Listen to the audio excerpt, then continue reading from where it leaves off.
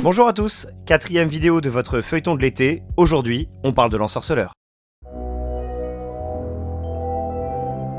L'ensorceleur est selon moi la meilleure classe pour se familiariser à la magie profane. Petite précision sur la magie profane. Dans l'univers de Donjons et Dragons, il y a deux sortes de magie. La magie divine, qui vient des dieux, bravo, et la magie profane, qui est plus issue de plans élémentaires et chaotiques.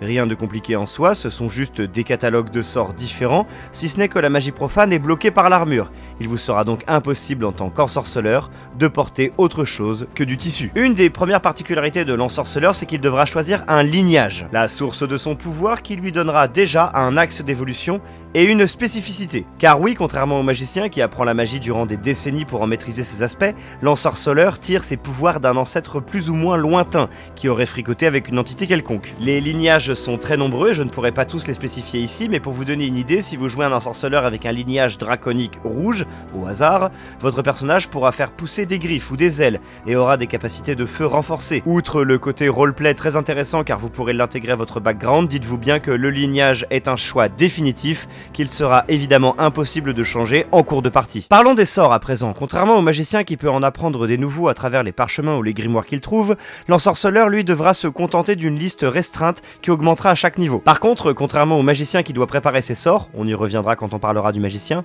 l'ensorceleur a accès à tous ses sorts tant qu'il a encore les capacités d'en lancer. L'ensorceleur est de fait un très bon personnage pour se familiariser avec les dons de métamagie, qui est un chapitre assez complexe de l'univers de D&D.